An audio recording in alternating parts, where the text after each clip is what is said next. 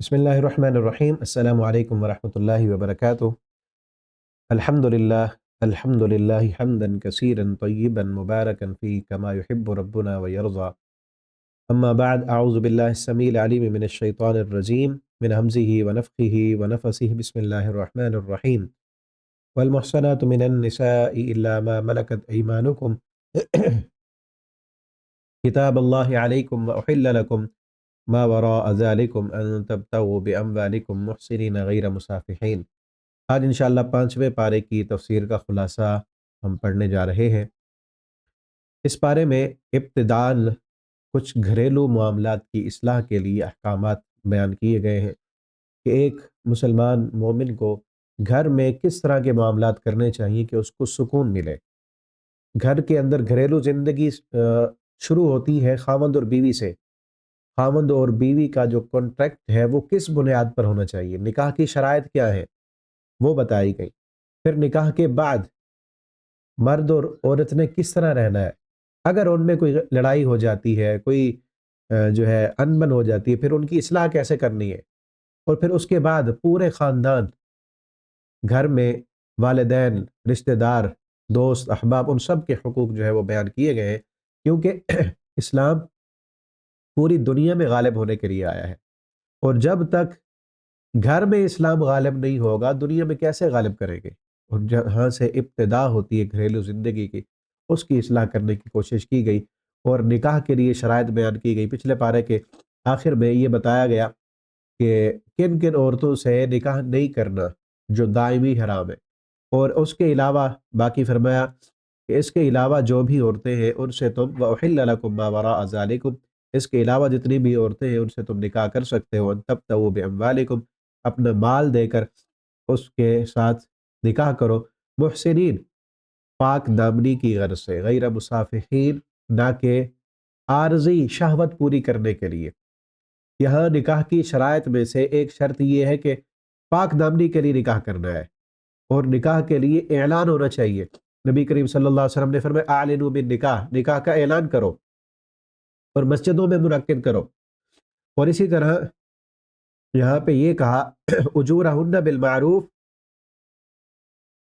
فانکحوہن باذن اہلہن، ان کے اہل سے اجازت لے کر، ولی کی اجازت بھی شرط ہے نکاح کی، اور وآتوہن اجورہن، ان کو ان کا حق مہر دو، حق مہر دینا بھی نکاح کے شرائط میں سے ہے۔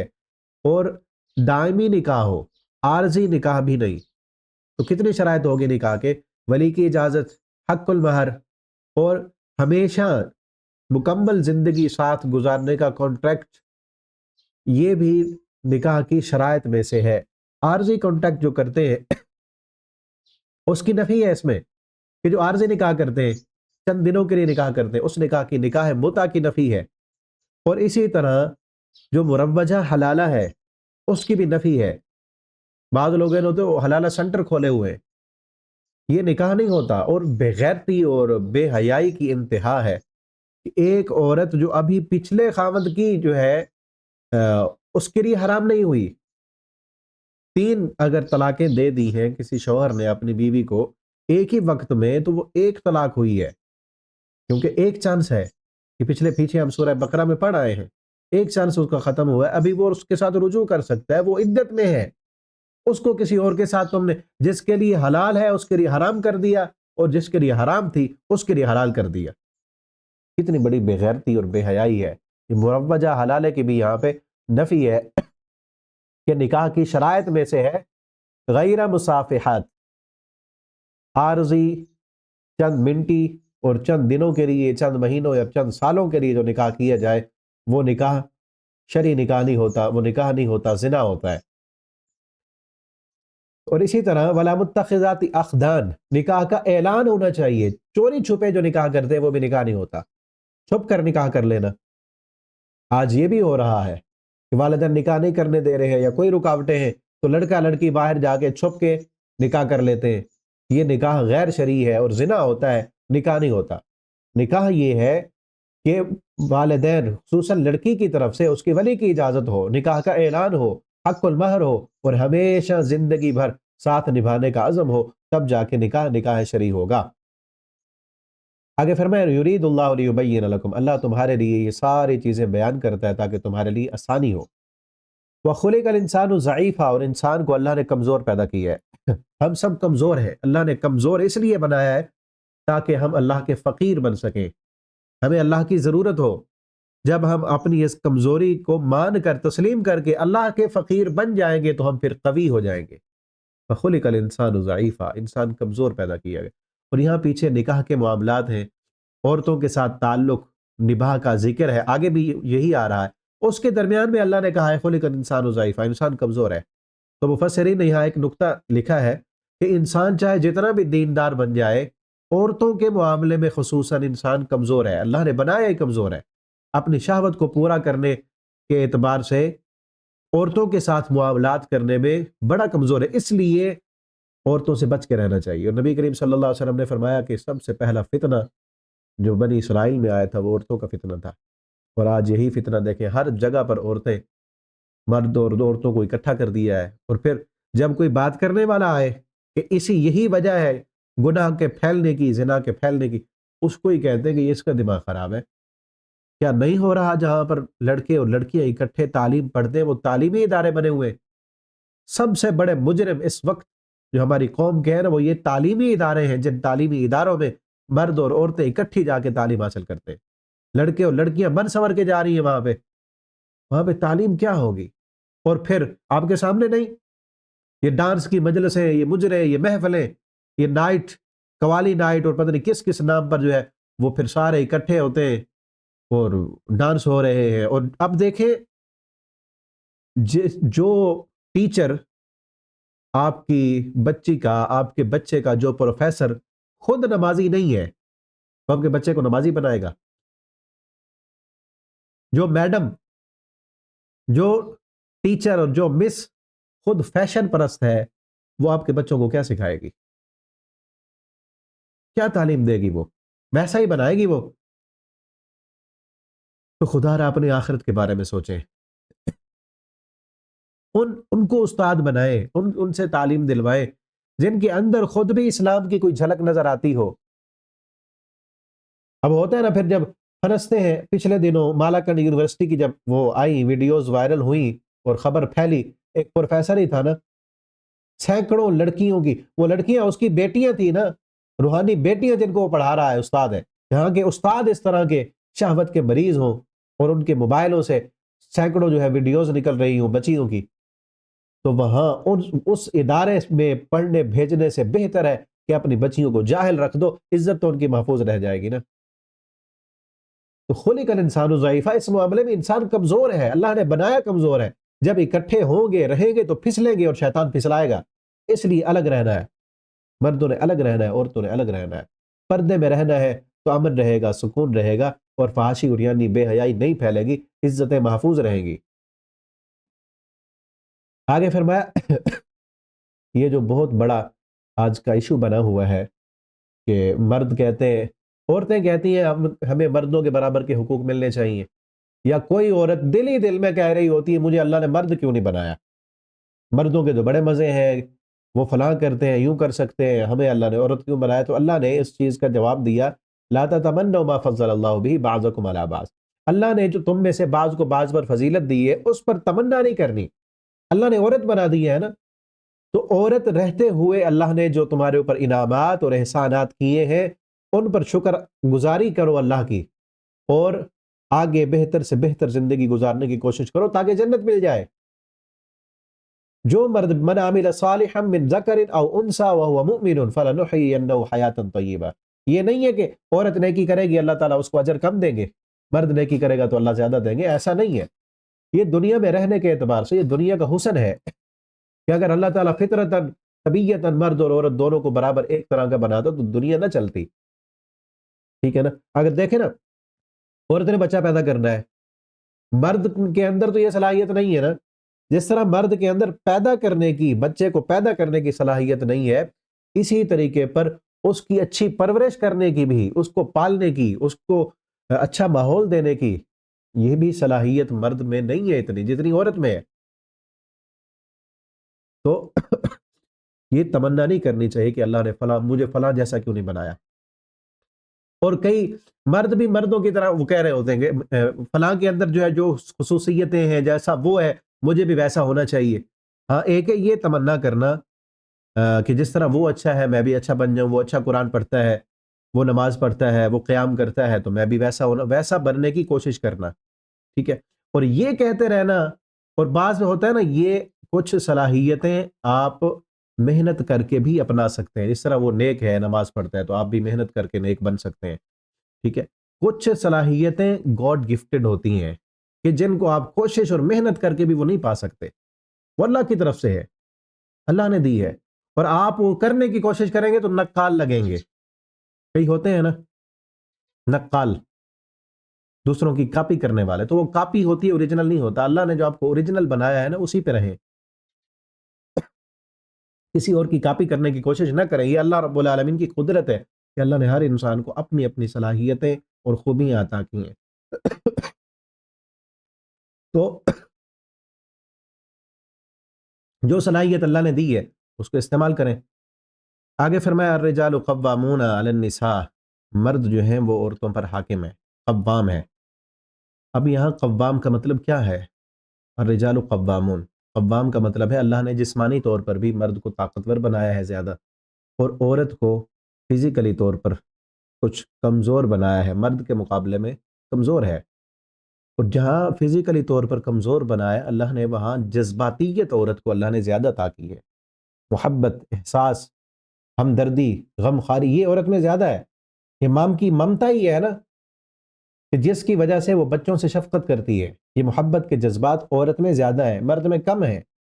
اسی لیے عورت بہت جلدی جذباتی ہو جاتی ہے، جذبات اس میں زیادہ ہیں. اس کے فیصلے بھی زیادہ تر جذباتی ہوتے ہیں. اسی لیے زیادہ تر فیصلوں میں عورت کو حاکم نہیں بنایا گیا، کیونکہ یہ جذباتیت والے فیصلے زیادہ کرتی ہے. تو کسی جگہ پر جہاں جذبات زیادہ کام آنے چاہیے وہاں وہ کام، ان کاموں کی ذمہ داری دی ہے. بچوں کی تربیت میں، ان کے ساتھ محبت کرنے میں زیادہ جذبات ہوں گے تو ایک بچہ شرارتیں کر رہا ہے، تنگ کر رہا ہے، کھپا رہا. آپ دیکھتے نہیں ماؤں کو کتنا کھپاتے ہیں بچے، تو وہ جذبہ ہوگا نا محبت کا تو وہ کام کر سکے گی. ٹھیک ہے نا. تو مرد کو کیونکہ جسمانی طور پر اللہ نے زیادہ قوام بنایا ہے اور کمانے کی ذمہ داری بھی مرد پر ہے، اسی لیے فرمایا کہ قوام ہے عورتوں پر. عورتوں کی نگرانی کرنا، ان کے کھانے پینے، پہننے، ان کی رہائش، ان کی پوری جو ہے ذمہ داری مرد پر ہے. چاہے وہ مرد شوہر کی صورت میں ہے، چاہے وہ مرد بھائی کی صورت میں ہے، وہ باپ کی صورت میں ہے، وہ بیٹے کی صورت میں ہے، اس مرد پر ساری ذمہ داری. کیونکہ الرجال قوامون یہ قوام کا معنی ہے. اسی طرح کمانے کی ذمہ داری بھی اسی پر ہے، اور ان عورتوں کی جن کی کمانے کی ذمہ داری اس پر ہے ان کی حفاظت کی ذمہ داری بھی اس پر ہے. ان کو اچھا گھر دینا، ان کی عزت کی حفاظت کرنا، ان کے مال کی حفاظت کرنا اور ڈیفنس عطا کرنا، یہ مرد کا ذمہ داری کیونکہ قوام ہے. لیکن بعض مردوں نے اس کا معنی سمجھ لیا ہے کہ قوام کا معنی ہے گھر میں چودھری بن کے رہنا، بس آیا ہے تو پھر خیر نہیں ہے کسی کو. مار دھاڑ اور اونچی آواز میں جو ہے چلانا، چیخنا، لوگوں پہ روب جھاڑنا کہ جب آئے ہوں تو پتہ چلے کہ حضرت گھر میں اب کسی کی ضرورت نہیں کہ اونچی آواز میں سانس بھی لے سکے. یہ قوام کا معنی نہیں ہے کہ روب میں رکھنا اور ان کو مار دھاڑ میں رکھنا، ہر وقت ڈرا دھمکا کے رکھنا. یہ قوام کا مطلب نہیں ہے. اس سے جو ہے ڈپریشن پھیلتا ہے، اس سے بچوں کی تربیت نہیں ہوتی. ڈرے ڈرے سے، سہمے سہمے سے رہتے ہیں بچے. یہی بچے جب بڑے ہوتے ہیں پھر باپ کے نافرمان بنتے ہیں. تو قوام کا جو معنی ہے وہ بتا دیا. ہاں کچھ حد تک بچوں کو ڈر ہونا چاہیے، ادب و احترام کر سکیں، ڈر سکیں. یہ نہ ہو کہ پھر وہ اپنی مرضی کرتے پھریں. جہاں پر شرعی حدود کا خیال ہے بچے نہیں کرتے تو ان کو ہلکی پھلکی مار کی بھی اجازت دی ہے. آپ صلی اللہ علیہ وسلم نے فرمایا نا 7 سال کا بچہ ہو گیا نماز کا حکم دو، 10 سال کا ہو کے نہیں پڑھتا مار کے پڑھاؤ. تو کچھ نہ کچھ ڈر ہونا چاہیے، لیکن یہ نہیں کہ ہر وقت ہی ان کو جو ہے دہشت میں رکھنا. یہ چیز اچھی نہیں ہے. اور آگے عورتوں کی قسمیں بیان کی گئی ہیں. عورتیں 2 طرح کی ہوتی ہیں، ایک ہوتی ہے فرما بردار اور ایک ہوتی ہے نافرمان. فرما بردار عورتوں کی خوبیاں بیان کی گئیں. فالصالحات و قانتات، صالح عورتیں، فرما بردار عورتیں. نیک عورتیں کون ہیں؟ نیک عورت وہ ہے قانتات، جو اللہ کی بھی فرما بردار ہے، اپنے شوہر کی بھی فرما بردار ہے. حافظات، اور حفاظت کرنے والی ہے. غیب میں بما حفظ اللہ، جن چیزوں کی حفاظت کرنے کی اللہ نے حکم دیا ہے کہ خامند اور بیوی کی جو پرائیویٹ باتیں ہیں وہ اپنی سہیلیوں کے ساتھ شیئر نہیں کرتی، وہ کسی کو نہیں بتاتی. اسی طرح خامند بھی اپنی بیوی کے درمیان اس کی جو پرائیویٹ باتیں ہیں وہ اپنے دوستوں کے ساتھ شیئر نہیں کرتے. یہ فرما بردار اور نیک خامند اور نیک بیوی کی نشانی ہے کہ آپ اپنے معاملات، پرائیویٹ باتیں دوستوں کے ساتھ شیئر نہیں کرتے، چاہے کتنے بھی اچھے دوست کیوں نہ ہو. اور جن چیزوں کی اللہ نے حفاظت، اپنی عزت کی بھی حفاظت کرتی ہیں نیک عورتیں، اور خامند کے مال کی بھی ان کی عدم موجودگی میں حفاظت کرتی ہیں. یہ نہیں کہ خامند اب نہیں ہے تو مال اٹھا کے اپنے دوستوں کو دے دیا، یا اس کا پیسہ اس کے اجازت کے بغیر، اس کے پیٹھ پیچھے، اس کی بغیر مرضی کے اپنے کاموں میں یا اپنے دوستوں میں یا اپنے ماں باپ اور بہن بھائیوں میں پہنچا دینا. یہ نیک عورت کی خوبی نہیں ہے، یہ امانت میں خیانت ہے. یہ امانت ہے. ہاں خامن سے اجازت لی ہے کہ میں فلاں اپنے دوست کو گفٹ دینا چاہتی ہوں یا اپنے والدین میں، تو پھر تو کوئی مسئلہ نہیں ہے، ورنہ حفاظت کرنی ہے عزت کی بھی، خامن کے مال کے بھی. اور بری عورتیں، ان کی کیا خرابی ہے؟ واللاتی تخافون نشوزہن، وہ عورت جو نشوزہن، جس میں نشوز پایا جاتا ہے. نشوز کہتے ہیں سر پھری عورت، سر چڑی عورت، کہ ہر بات پر نہ ہی کرنی ہے اس نے. موڈ ہے تو ٹھیک، ورنہ ہر بات پہ نہ، چیخنا چلانا اور خامن کی کسی بات کی پرواہ نہ کرنا، اور ہر وقت جو ہے گندا بن کے رہنا. کوئی خامن کے لیے تیاری نہیں ہے. ہوتا ہے بعض عورتوں میں، بازار جائیں گی بن سنور کے، شادی پہ جائیں گی بن سنور کے، لیکن گھر میں رہیں گی وہ سالن پکایا ہے، پیاز کاٹے ہیں، وہ ساری بو ان کے جسم سے آ رہی ہے. کوئی خامند کے لیے کچھ ہے ہی نہیں، کوئی تیاری کرنی نہیں. بازار جانے کے لیے سارا میک اپ، سارا حسن، ساری تیاری، شادیوں کے لیے، بازاروں کے لیے اور باہر گھومنے کے لیے. یہ نشوزہ ہونا، یہ نشوز والی عورت ہے، سر پھری عورت ہے، جو نہ خامند کا احترام کرتی ہے، نہ اس کی بات مانتی ہے، نہ اس کے لیے بن سنور کے رہتی ہے. تو خامند کیا کرے گا؟ اب ایسی عورت فاعذوہن، اس کو کیا کرو؟ فاعذوہن، واعظ کرو، نصیحت کرو، سمجھاؤ اس کو. وہجروہن فی اور پھر ایسی عورتیں کہتی کیا ہے کہ ہمارے شوہر صاحب نا وہ فلاں فلاں عورتوں کے ساتھ اس کے رابطے ہیں. پھر جب تو اس کے ساتھ صحیح نہیں رہے گی، اس کا خیال نہیں رکھے گی، تو پھر وہ جائے گا. اور یہ بھی تو باہر بن سنور کے جاتی ہے نا. اسی طرح باقی عورتیں بھی باہر بن سنور کے آئی ہوتی ہیں. جس کو گھر نہیں ملتا اس کا اس کی جو ضرورت ہے وہ گھر میں پوری ہو جائے گی تو باہر منہ نہیں مارے گا. ٹھیک ہے نا. وَهْجُرُوهُنَّ فِي الْمَضَاجِعِ، ان کو سمجھاؤ اور سمجھنے سے اگر بات نہ بنے، وَهْجُرُوهُنَّ فِي الْمَضَاجِعِ، ان کے بستر الگ کر دو، وَضْرِبُوهُنَّ، پھر ان کو مارو. اور ایک صحابی کہتے ہیں اس مار سے مراد مسواک سے مارنا ہے، اور چہرے پر نہیں مارنا. ایسی مارنا ہو کہ جس سے جسم پر نشان پڑے. نہیں ہوتا ہے نا بعض لاتوں کے بھوت باتوں سے نہیں مانتے. سمجھایا بھی ہے اور اس کو شوہر الگ بھی ہو گیا، اس سے ناراضگی کا اظہار بھی کر لیا، پھر بھی نہیں ماننے کے لیے تیار. پھر ہلکی مار بھی دو.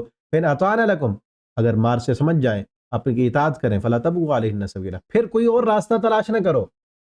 یعنی عورت پہلے ٹھیک نہیں تھی آپ کے ساتھ، اب ٹھیک ہو گئی ہے، تو اب کوئی اور راستہ. اور راستے سے کیا مراد ہے کہ اب اس کو طلاق نہیں دینی، اس کو اپنے پاس رکھنا ہے اور پرانی غلطیاں اس کی بھول جانی ہے. ان اللہ کان علیا کبیرا وان خفتم شقاق بینہما، اس کے باوجود بھی اگر اختلاف بڑھ رہا ہے فبعثوا حکما من اہلہ. اب دیکھیں گھریلو معاملات کی اصلاح بتائی جا رہی ہے. گھر میں جب سکون نہیں ہوگا، باقی دنیا میں کوئی اسلام آپ کیا سکھائیں گے؟ لوگوں کو تبلیغ آپ کیا کریں گے؟ یعنی گھر سے ابتدا کر کے اسلام کو دنیا میں غالب کیا گیا. یہ گھروں میں یہ پہلے نازل ہونے والی صورت، ٹھیک ہے نا. جہاد کی ترغیب بھی اسی میں ہے، وہ آگے آئے گی. بعد میں باہر اسلام نافذ کرنا ہے وہ بعد میں ہے. پہلے اپنے گھر کے اندر اسلامی ماحول بناؤ، گھر کے اندر سکون لاؤ.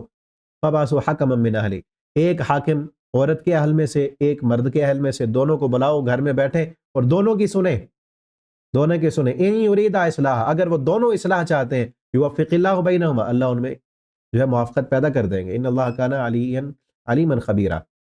آگے فرمایا اللہ کی عبادت کرو، اللہ کے ساتھ شرک نہ کرو، والدین کے ساتھ احسان کرو، قریبی رشتہ داروں کے ساتھ، یتیموں کے ساتھ، مسکینوں کے ساتھ، اور مسافروں کے حقوق، اسی طرح ہمسایوں کے، سب کے حقوق بیان کیے. اور پھر نماز کے متعلق فرمایا کہ جب تم نشے کی حالت میں ہو اس وقت نماز کے قریب نہیں آنا۔ پہلے شراب پینا حلال تھا، شروع میں یہی چیز شراب کے متعلق نازل ہوئی کہ شراب پیے ہوئے نشے کی حالت میں نماز کے قریب نہیں آنا۔ پھر وہ آیتیں نازل ہوئی جو سورہ بقرہ میں ہے کہ اس کا فائدہ کم ہے، نقصان زیادہ ہے، پھر جو ہے حرام کر دیا گا، وہ آگے 7ویں پارے میں آئے گا۔ اور یہاں کہا گیا ہے کہ اپنے آپ کو پاکیزہ نہ بنایا کرو۔ الم ترا، کیا تم نے دیکھا ان لوگوں کو یزکون انفسہم، جو اپنے آپ کو پاکیزہ کرتے ہیں، میں بڑا اچھا، میں بڑا نیک، میں نے یوں کر دیا۔ اللہ نے فرمایا ایسے نہیں کرنا، بل اللہ یزکی من یشاء، اللہ جس کو چاہتے ہیں پاکیزہ بناتے ہیں، اللہ کو پتہ ہے۔ ولا یظلمون فتیلا، اللہ تعالیٰ کھجور کی گٹھلی کے اوپر جو چھلکا ہوتا ہے اتنا بھی تمہارے ساتھ ظلم نہیں کرتے۔ آگے کہا گیا وہ لوگ جنہوں نے کفر کیا وہ جہنم میں ہوں گے، ان کا ٹھکانہ جہنم ہے۔ ان الذین کفروا بآیاتنا، بے شک وہ لوگ جنہوں نے کفر کیا ان کا ٹھکانہ جہنم ہے۔ کلما نضجت جلودہم بدلناہم جلودا، جہنم میں جلیں گے، ایک چمڑی جب جلے گی اللہ فرماتے ہیں ہم اور چمڑی اوپر چڑھا دیں گے، لیذوقوا العذاب، تاکہ جہنم کا عذاب چکھتے رہیں۔ اور وہ لوگ جو ایمان لائے اور عمل صالح کیے ان کو ہم جنت کے باغات میں داخل کریں گے، ان کے لیے پاکیزہ بیویاں ہوں گی۔ ان اللہ یأمرکم، اور اللہ تمہیں حکم دیتا ہے ان تؤدوا الامانات الی اہلیہا، تمہارے پاس جو امانتیں ہیں وہ اب جن کی ہیں ان تک پہنچا دو۔ اور جب تمہیں حاکم بنایا جائے لوگوں کے درمیان تو عدل کے ساتھ، انصاف کے ساتھ فیصلہ کرنا ہے۔ اور اللہ تعالیٰ اے ایمان والو اطیعوا اللہ، اطاعت کرو اللہ کی اور اس کے رسول کی، اور جو تمہارے حاکم ہیں ان کی بھی اطاعت کرو۔ اگر تمہارے درمیان کوئی تنازع ہو جائے، اختلاف ہو جائے، فردوا الی اللہ، تو اس اختلاف کو اللہ اور اس کے رسول کی طرف لوٹانا ہے۔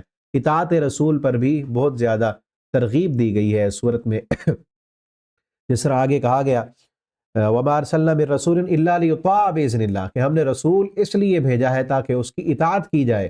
مَن يُطِعِ الرَّسُولَ فَقَدْ أَطَاعَ اللَّهَ، جو اللہ رسول کی اطاعت کرے گا وہ ایسے سمجھ لے اس نے اللہ کی اطاعت کی ہے۔ اور فرمایا افلا يتدبرون القرآن،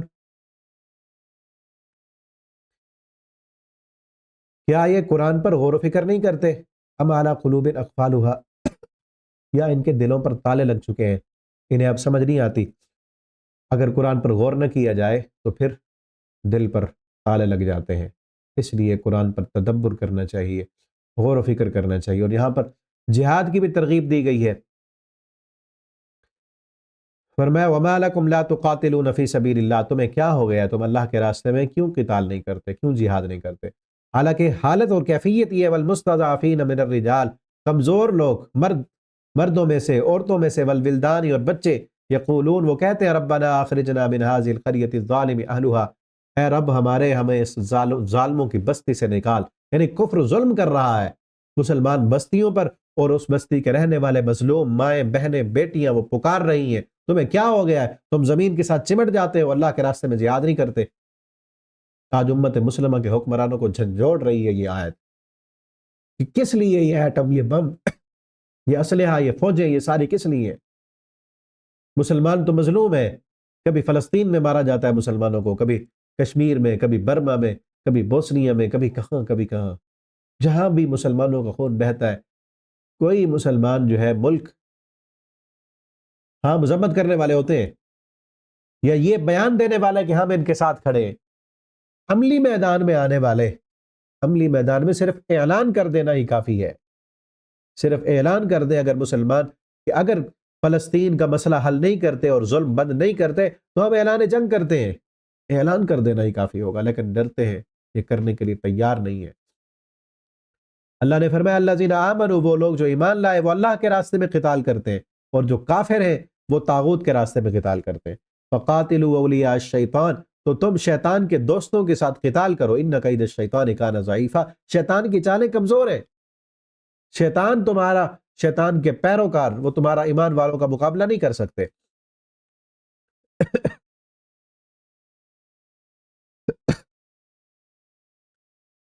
آگے فرمایا مسافر کی نماز جو ہے وہ بیان کی گئی ہے کہ جب سفر میں ہو تو اس وقت نماز قصر کر سکتے ہو،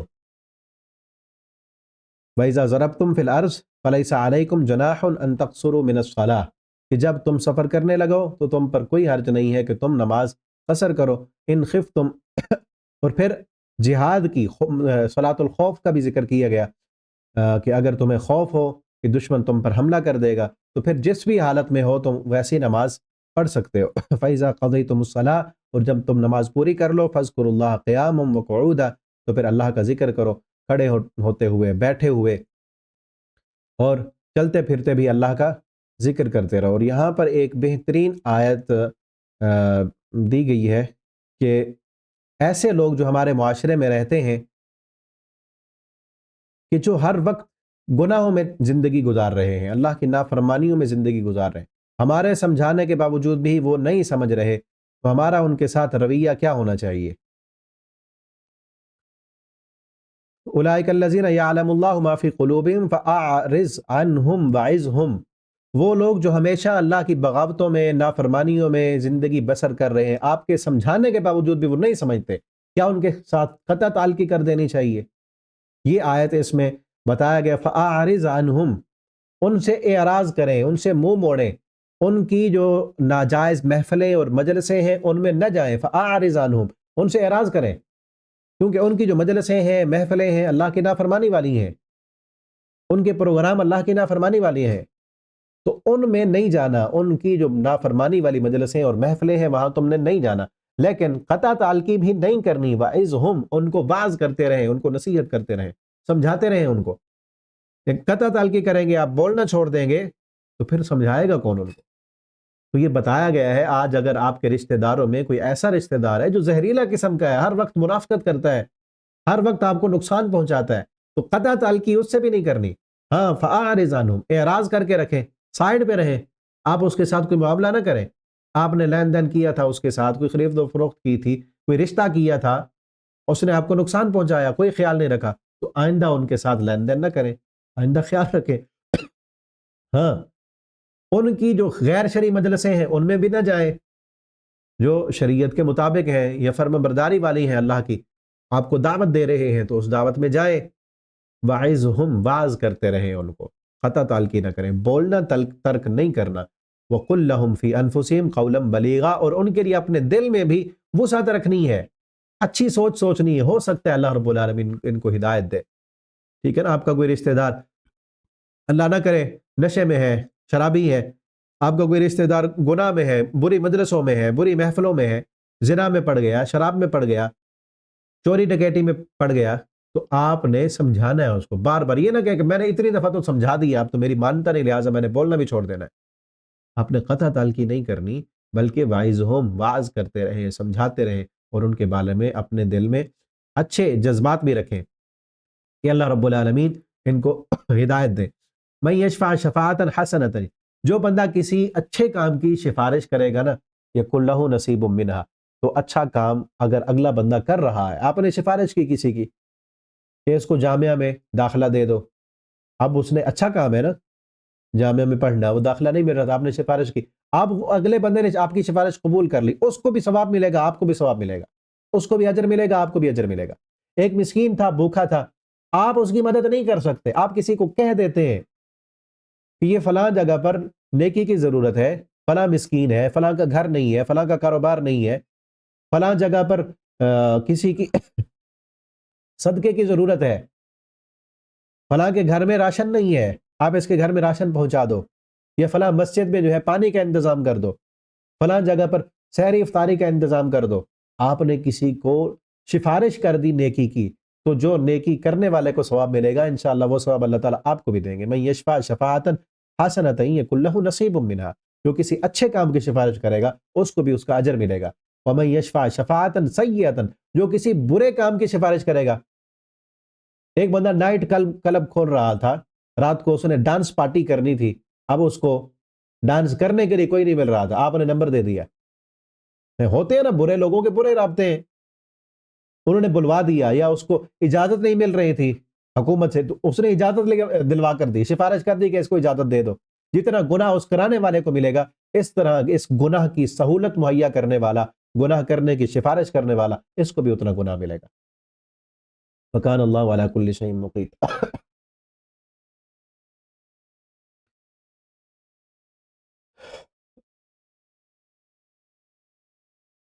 آگے اس پارے میں فرمایا اللہ رب العالمین نے انا انزلنا الیک الکتاب بالحق، ہم نے آپ کی طرف کتاب کو نازل کیا ہے حق کے ساتھ، لتحکم بین الناس، تاکہ آپ لوگوں کے درمیان اس کتاب کے مطابق فیصلہ کریں، بما اراک اللہ، جو اللہ نے آپ کو فہم دیا ہے، جو اللہ نے آپ کو دکھلایا ہے، ولا تکن للخائنین خصیما، جو خائن ہوں، خیانت کرنے والے، آپ اس کے لیے جھگڑا کرنے والے نہ بنے، اور اللہ سے بخشش مانگے، ان اللہ کان غفورا رحیما، بے شک اللہ تعالیٰ معاف کرنے والے ہیں۔ فرمایا یستخفون من الناس، یہ لوگ لوگوں سے تو چھپتے ہیں، ولا یستخفون من اللہ، اللہ سے نہیں چھپ سکتے۔ یہ اس آیت پر غور کریں، آج کئی کام لوگوں سے چھپ کر کر رہے ہوتے ہیں، لوگوں سے تو ڈرتے ہیں کہ کہیں میرے اس عمل کا میرے باپ کو نہ پتہ چل جائے، میرے اس کام کا میری برادری کو، نیک لوگوں کو، میری مسجد کے نمازیوں کو نہ پتہ چل جائے، اس کام کا تذکرہ میری ماں کے ذات کوئی نہ کر دے۔ ولا یستخفون من اللہ، اللہ فرماتے اللہ سے نہیں چھپتے ہو، یستخفون من الناس، لوگوں سے چھپتے ہو، لوگوں کے ڈر کی وجہ سے گناہ چھوڑ دیتے ہو، ولا یستخفون من اللہ، اللہ سے نہیں ڈرتے تم، وہو معہم، حالانکہ اللہ تعالیٰ دیکھنے کے اعتبار سے، اپنے علم کے اعتبار سے تمہارے ساتھ ہے، اذ یبیتون ما لا یرضی من القول، جب تم راتیں گزارتے ہو، وہ کام کر رہے ہوتے ہو جو پسندیدہ نہیں ہے، راتیں گزار کر وہ عمل کرتے ہو چھپ کر لوگوں سے کہ جو کام پسندیدہ نہیں ہے، وَكَانَ اللَّهُ بِمَا يَعْمَلُونَ مُحِيطًا، جو بھی عمل کرتے ہو اللہ تعالیٰ اس کا احاطہ کرنے والا ہے، اللہ تعالیٰ نے پوچھنا ہے تم سے، تو اس لیے اللہ سے ڈر جاؤ، اللہ سے ڈر جاؤ۔ مجھے واقعہ یاد آیا، حضرت عبداللہ بن عمر رضی اللہ تعالیٰ عنہ، وہ جا رہے تھے، راستے میں سفر کر رہے تھے، اور گرمیوں کے دن تھے، جنگل کا سفر تھا، راستے میں ایک جگہ پر پڑاؤ کیا، دیکھا کہ دور جنگل میں ایک نوجوان بکریاں چرا رہا ہے۔ عبداللہ بن عمر رضی اللہ تعالیٰ عنہ نے اپنے خادم کو بھیجا کہ جاؤ اس کو بلاؤ، اس چرواہے کو بلاؤ۔ بلایا گیا، وہ آیا، کھانا کھا رہے تھے، تو اس چرواہے سے کہا کہ آپ بھی ہمارے ساتھ کھانا کھا لیں۔ اس نے کہا میں کھانا نہیں کھاتا کیونکہ میں نے روزہ رکھا ہوا ہے، گرمیوں کے دن ہے اور رمضان بھی نہیں تھا۔ انہوں نے کہا روزہ کس لیے، آپ بکریاں چرا رہے ہیں اور رمضان بھی نہیں ہے۔ اس نے کہا میں اللہ کے ڈر کی وجہ سے روزہ رکھا ہوا ہے میں نے، تاکہ قیامت کے دن اللہ رب العالمین میرے اس روزے کو قبول کر کے اللہ میرے گناہ معاف کر دے۔ حضرت عبداللہ بن عمر نے اس کا امتحان لینے کے لیے پھر اس سے کہا کہ اگر ایسے کرو کہ اگر تمہیں روزہ ہے تو ایک بکری لاؤ، اس کا ہم دودھ پیتے ہیں، دودھ دے دو۔ اس نے کہا کوئی بکری دودھ والی نہیں ہے۔ انہوں نے کہا ایک بکری ہمیں دے دو، ہم اس کو ذبح کرتے ہیں۔ اس نے کہا بکری میری نہیں ہے، میں تو غلام ہوں۔ انہوں نے دیکھا کہ غلام ہے، اتنا ایمان اور روزہ رکھا ہوا ہے اس نے، غلام کا اتنا مضبوط ایمان، کہا کہ ایک بکری ہمیں دے دو، اور جب واپس چلے جانا تم اپنے مالک سے جا کے کہنا کہ بکری کو بھیڑیا لے گیا تھا۔ انہوں نے کہا نہیں، میں ایسے نہیں کر سکتا، میں اپنے مالک کے ساتھ خیانت نہیں کرنا چاہتا۔ تو انہوں نے کہا لگتا ہے کہ تیرا مالک تیرے اوپر یقین نہیں کرتا۔ اس نے کہا میرے اوپر میرے مالک کا مجھے اتنا یقین ہے میرے اوپر کہ اگر میں سارے اس ریوڑ کو یہیں چھوڑ دوں اور میں چلا جاؤں اور اپنے مالک سے جا کر کہہ دو کہ ایک بہت بڑا بھیڑیوں کا ریوڑ آیا تھا، اس نے ہماری ساری بکریاں چیر پھاڑ کے ختم کر دی ہیں، میرے مالک کو میرے اوپر اتنا یقین ہے کہ وہ اس جگہ کو بھی دیکھنے نہیں آئے گا، میری بات پر یقین کر لے گا، تم ایک بکری کی بات کرتے ہو۔ تو دیکھیں یہ کتنا یقین ہے۔ آج کسی زر خرید غلام ہے، آج کسی مالک کو اپنے ملازم پر اتنا یقین ہے، ہمیں اپنے شاگرد پر اتنا یقین ہے، آج باپ کو اپنی اولاد پر بھی اتنا یقین نہیں ہے۔ وہ زر خرید غلام ہے، اس غلام پر مالک کو اتنا یقین ہے۔ یقین کیوں بنا تھا؟ اللہ کے ڈر کی وجہ سے۔ اس غلام کے دل میں اللہ کا ڈر تھا۔ تو جب یہ بات کی کہ میرا یقین اتنا ہے، اور پھر عبداللہ بن عمر سے اس چرواہے نے کہا ہاں میں بکری آپ کو دے دیتا ہوں، بکری آپ کو دے دیتا ہوں، اور میں اپنے مالک سے کہہ دوں گا کہ بکری کو بھیڑیا لے گیا، میرا مالک بھی یقین کر لے گا، لیکن مجھے یہ بتاؤ این اللہ، اللہ کہاں ہے؟ این اللہ، اللہ کہاں ہے؟ کہ اللہ تعالیٰ نہیں دیکھ رہے؟ میرا مالک تو نہیں دیکھ رہا نا، لیکن میرے مالک کا مالک تو دیکھ رہا ہے، جو اصل مالک ہے ہمارا وہ تو دیکھ رہا ہے۔ این اللہ، پھر اللہ کہاں ہے؟ جب عبداللہ بن عمر نے یہ بات سنی تو رونے لگے، آنکھوں میں آنسو آ گئے۔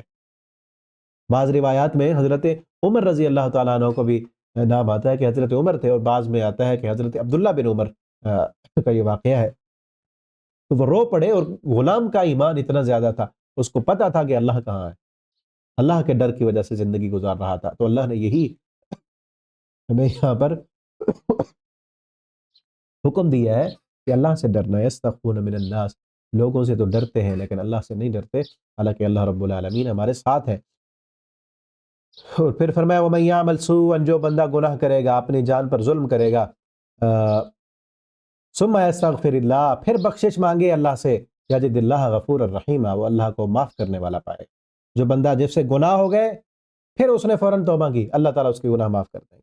وَمَن يَكْسِبْ اِثْمًا، جس بندے نے بھی کوئی گناہ کمایا اس کے گناہ کا وبال اسی پر ہے، اور اللہ تعالیٰ جاننے والے حکمت والے ہیں۔ وَمَن يَكْسِبْ، جس بندے نے گناہ کیے، ثم يرمی بہ بریہ، پھر اپنے گناہ کو کسی بری آدمی پر ڈال دیا، فقد احتمل بہتانا و اسما مبینا، اس نے بہتان گھڑا ہے اور بہت بڑا واضح ایک گناہ کرنے کا، اور دوسرا گناہ اپنا گناہ کسی اور پہ ڈالنے کا۔ چوری کی ہے، چوری کسی اور پہ ڈال دی۔ اس میں واقعہ بھی آتا ہے ایک یہودی نے کسی نے چوری کی اور اس نے اپنی چوری کا سامان کسی اور کے گھر ڈال دیا، اور سارا جو الزام تھا وہ ان پہ ڈال دیا۔ وَلَوْلَا فَضْلُ اللَّهِ عَلَيْكَ وَرَحْمَتُهُ لَهَمَّتْ طَائِفَةٌ مِّنْهُمْ أَن يُضِلُّوكَ، اگر اللہ کا فضل اور رحمت نہ ہوتا تو ایک طائفہ، ایک جماعت آپ کو جو ہے پھسلا دیتے۔ آپ صلی اللہ علیہ وسلم کے پاس پھر فیصلے کے لیے آئے، یہی یہودی، سامان جس ان کے پاس ملا تھا، کہا سامان تو ان کے گھر سے ملا ہے، حالانکہ وہ چور نہیں تھے، چور کوئی اور تھا۔ آپ صلی اللہ علیہ وسلم ظاہری دیکھ کر تو ان کے خلاف فیصلہ کر دیتے نا کہ جہاں سے سامان برآمد ہوا ہے۔ آگے فرمایا لا خیر فی کثیر من نجواہم، تمہاری زیادہ تر جو آپس میں سرگوشیاں ہوتی ہیں ان میں خیر نہیں ہوتی، خیر نہیں ہوتی آپس میں۔ جو خفیہ مجلسیں اور میٹنگیں ہوتی ہیں زیادہ تر وہ خیر والی نہیں ہوتی۔ کون سی خیر والی ہوتی ہے؟ الا من امر بصدقہ، جس مجلس میں، جس خفیہ بات میں، جس میٹنگ میں تم صدقے کا حکم دو، کسی کو پرسنل میں جا کر آپ کان میں بات کرتے ہیں، علیحدہ مجلس کرتے ہیں، تو اس کو کیا کہیں آپ صدقے کا حکم دیں۔ آپ اس کو کہیں کہ فلاں جگہ پر مسکین ہے، بھوکا ہے، فلاں جگہ پر ضرورت ہے، تو آپ نے یہ کرنا۔ یہ خفیہ بات تو جائز ہے، ٹھیک ہے نا۔ مجھے یاد ہے آج ہی صبح کی نماز کے سلام کے بعد ذکر اذکار کرنے کے بعد بیٹھے تھے، مجھے ایک دوست نے اشارہ کیا کہ بات کرنی ہے، باہر آئے۔ میں نے کہا ابھی میں نے تلاوت کرنی ہے، تو میں بیٹھ گیا۔ اس نے آ کر کان میں بات کی، ساری مسجد والے وہ بھی بیٹھے تھے۔ اب یہ کان میں بات کرنا، سارے جب بیٹھے ہیں، یہ کیا ہے؟ خفیہ بات ہے۔ لیکن یہ کون سی فائدے والی ہے؟ جس میں صدقے کا حکم دیا جائے، ٹھیک ہے نا۔ الا من امر بصدقہ، اب اس نے بات کیا کی کہ ہم نے شام کو مسجد میں افطاری کرانی ہے، تو کیسے کریں؟ ہم پورا رمضان ہم افطاری کرائیں گے، کچھ پیسے آپ دیں، کچھ میں کوشش کرتا ہوں، کچھ آپ کوشش کریں، پورا رمضان ہم مسجد میں اچھی جو ہے وہ افطاری کرانا چاہتے ہیں۔ میں نے کہا ٹھیک ہے، اچھی بات ہے، نیکی کی بات ہے، آپ بھی کوشش کریں، میں بھی کرتا ہوں انشاءاللہ، اللہ تعالیٰ توفیق دیں گے۔ تو یہ خفیہ بات، یہ مخفی بات کان میں کرنا کسی کے، یہ بہتری والی ہے، ورنہ اکثر باتیں فرمایا لا خیر، ان میں کوئی خیر نہیں ہوتی۔ صدقے کا حکم دو، یا او اصلاح، یا اصلاح کرنا۔ دو بھائی لڑے ہوئے ہیں، اب ایک بندہ جو ہے کسی تیسرے بندے کے کان میں کہتے ہیں وہ فلاں دو بندے ہیں نا، وہ آپس میں نہیں بولتے، ان کی لڑائی ہو گئی ہے، ہم کوشش کریں کہ ان کی اصلاح کرا لیں، ان کی صلح کرائیں۔ او اصلاح بین الناس، لوگوں کے درمیان اصلاح کرانا۔ ومن یفعل ذلک ابتغاء مرضات اللہ، جو بندہ بھی یہ کرے گا اللہ کی رضا کے لیے، فسوف نؤتیہ اجرا عظیما، اللہ تعالیٰ اس کو بہت بڑا اجر عطا کریں گے۔ ومن یشاقق الرسول، اور جو بندہ رسول اللہ صلی اللہ علیہ وسلم کی مخالفت کرے، حق اور ہدایت کا راستہ واضح ہو جانے کے بعد، وَيَتَّبِعْ غَيْرَ سَبِيلِ الْمُؤْمِنِينَ، اور مومنوں کا جو راستہ ہے اس راستے سے ہٹ جائے، نُوَلِّهِ مَا تَوَلَّىٰ، اللہ فرماتے ہیں پھر جہاں پھرنا چاہتے ہیں ہم پھر دیتے ہیں۔ مومنین کے راستے سے مراد صحابہ کرام کا راستہ ہے، جس راستے پر صحابہ چلے وہ راستہ مومنین کا راستہ ہے۔ وہ جو اس راستے سے ہٹ جائے، رسول اللہ صلی اللہ علیہ وسلم کی احادیث کی مخالفت کرے، صحابہ کرام کے عمل کے خلاف ہو جائے، تو اللہ فرماتے ہیں جہاں پھرتا ہے، جدھر جاتا ہے، جس کے پیچھے چلتا ہے ہم چلنے دیتے ہیں، وَنُصْلِهِ جہنم، اور وہ جہنم میں جائے گا، اور سات مسیرہ، بہت برا ٹھکانہ ہے۔ اللہ تعالیٰ نہیں معاف کرتے کہ اس کے ساتھ شرک کیا جائے۔ یہ آیت پیچھے بھی گزری ہے، 2 مرتبہ یہ آیت اس بارے میں آئی ہے، ان اللہ لا یغفر ان یشرک بہ، اللہ نہیں معاف کرتے کہ اس کے ساتھ شرک کیا جائے، ویغفر ما دون ذلک لمن یشاء، اس کے علاوہ جس کو چاہیں گے اللہ معاف کر دیں گے۔ یہ نہیں ہے، گارنٹی نہیں ہے کہ اس کے علاوہ ہر گناہ اللہ معاف کر دیں گے، اللہ تعالیٰ چاہیں گے تو معاف کر دیں گے۔ وَمَن يُشْرِكْ بِاللَّهِ، اور جس بندے نے شرک کیا اللہ کے ساتھ، فَقَدْ ضَلَّ ضَلَالًا بَعِيدًا، وہ بہت دور کی گمراہی میں جا پڑا۔ فرمایا لَيْسَ بِأَمَانِيِّكُمْ وَلَا أَمَانِيِّ أَهْلِ الْكِتَابِ، تمہاری تمناؤں کے مطابق فیصلہ ہونے والا نہیں ہے، نہ ہی اہل کتاب کی تمناؤں کے مطابق فیصلہ ہوگا۔ اہل کتاب کی کیا تمنائیں تھیں؟ پہلے پارے میں ہم نے پڑھا، اہل کتاب کہتے تھے لَن يَدْخُلَ الْجَنَّةَ إِلَّا مَنْ كَانَ هُودًا أَوْ نَصَارَىٰ، جنت میں تو یہودی جائیں گے اور نصارہ جائیں گے۔ اللہ نے فرمایا اہل کتاب کی تمناؤں کے مطابق فیصلہ نہیں ہوگا۔ لَيْسَ بِأَمَانِيِّكُمْ، ورنہ تمہاری تمناؤں کے مطابق، اے اہل قرآن تمہاری تمناؤں کے مطابق بھی فیصلہ نہیں ہوگا۔ اور آج اہل قرآن مسلمانوں کی تمنائیں کیا ہیں؟ یہود و نصارہ نے کہا ہم جنت میں جائیں گے، مسلمان کہتے ہیں ہم جائیں گے، چاہے مسلمانوں والے کام نہ ہوں۔ اور یقین کیا ہے، تمنا کیا ہے؟ چونکہ ہم تو محمد الرسول اللہ صلی اللہ علیہ وسلم کی امت ہیں، اور آپ صلی اللہ علیہ وسلم سفارش کریں گے ہماری، ہم نے جنت میں جانا ہے۔ لیکن سفارش آپ صلی اللہ علیہ وسلم کریں گے، کس کی کریں گے؟ یہ پڑھا نہیں، یہ سمجھا نہیں، یہ علم نہیں، کیا ساری امت کی سفارش کریں گے؟ کیا نافرمانوں کی سفارش کریں گے؟ کیا باغیوں کی، زانیوں کی، چوروں کی، بے نمازوں کی؟ کیا بے نمازوں کی سفارش کریں گے؟ مشرکین کی سفارش کریں گے؟ مشرک شرک کرنے والے کو تو اللہ تعالیٰ نے معاف ہی نہیں کرنا۔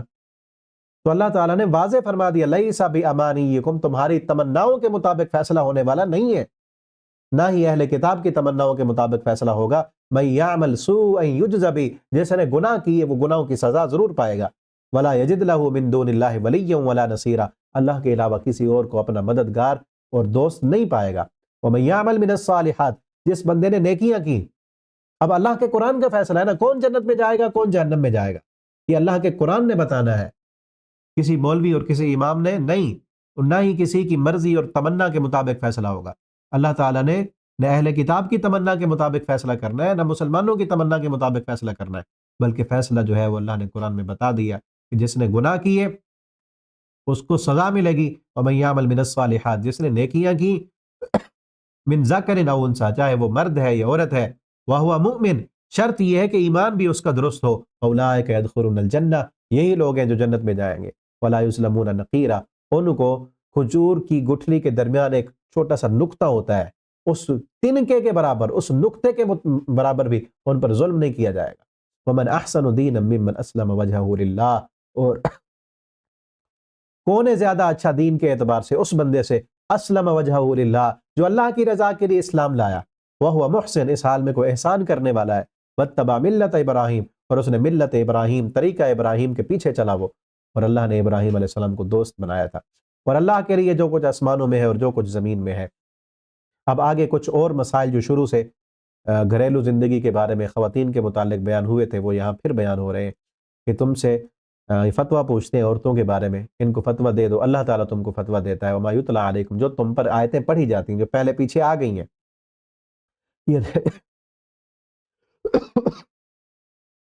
یتیموں کے بارے میں، عورتوں کے بارے میں۔ اور یہاں فرمایا ان یشاء یذہبکم ایھا الناس، اے انسانوں اگر تم سب کے سب کو اللہ تعالیٰ ختم کر دیں، ویأتی بآخرین، اور اللہ تعالیٰ اور لوگوں کو لے آئیں، تو اللہ اس بات پر قادر ہے، اگر تم اللہ کی بغاوتیں اور نافرمانیاں نہیں چھوڑتے تو اللہ تم سب کو مار دیں۔ اللہ کی اپنی فیکٹری ہے انسانوں کو بنانے کی، جس طرح ایک فیکٹری کا مالک کہتا ہے نا ملازموں سے تم سارے کام نہیں کرتے، تم سب کی چھٹی کرا دوں گا میں، یہ تو پھر بھی انسان ہے نا، یہ پھر بھی مجبور ہے، کوئی اور دوسرا آئی نہ مزدور اس کے پاس، وہ کیا کرے گا؟ اللہ رب العالمین کا اپنا کارخانہ ہے انسانوں کو بنانے کا۔ اللہ فرماتے ہیں تم سارے اگر نافرمانی کرتے ہو، اللہ سب کو لے جائے اور اللہ دوسرے انسانوں کو لے آئے، اللہ تعالیٰ قادر ہے اس بات پر۔ تو اللہ کا شکر ادا کریں کہ اللہ نے تمہیں چنا ہے اپنے دین کے لیے، قرآن پڑھنے کے لیے، سمجھنے کے لیے، اور اللہ کا کہ فرما بردار بن کے رہیں۔ آگے فرمایا یا ایھا الذین آمنوا کونوا قوامین بالقسط، اے ایمان والو انصاف کا ساتھ دو اور اللہ کے گواہ بن جاؤ۔ اگر انصاف کی گواہی تمہارے اپنے خلاف ہو، تمہارے والدین کے خلاف ہو، قریبی رشتہ داروں کے خلاف ہو، تو انصاف پر گواہی دینی ہے۔ کسی غنی کا غنا کی لالچ تمہیں انصاف سے نہ روکے، اور کسی فقیر کا فقر تمہیں یہ نہ کہے کہ اس فقیر کے خلاف، اس غریب کے خلاف انصاف کی گواہی جاتی ہے تو میں نہ دوں، یہ نہیں کرنا، بلکہ فاللہ اولیٰ بہما، اللہ زیادہ حق رکھتے ہیں کہ تم نے انصاف کرنا ہے۔ اگر انصاف کرو گے امن اور سکون آئے گا، نا انصافی کرو گے تو پھر امن اور سکون نہیں آئے گا۔ اللہ رب العالمین ہمیں انصاف کرنے والا، انصاف کے ساتھ کھڑا رہنے والا بنا دیں۔ اللہ قرآن پڑھنے، سمجھنے، اس کے مطابق عمل کرنے کی توفیق عطا فرما دیں۔ بارک اللہ لی ولکم فی القرآن العظیم ونفعنی وإیاکم فی الآیات والذکر الحکیم۔ والسلام علیکم ورحمۃ اللہ وبرکاتہ۔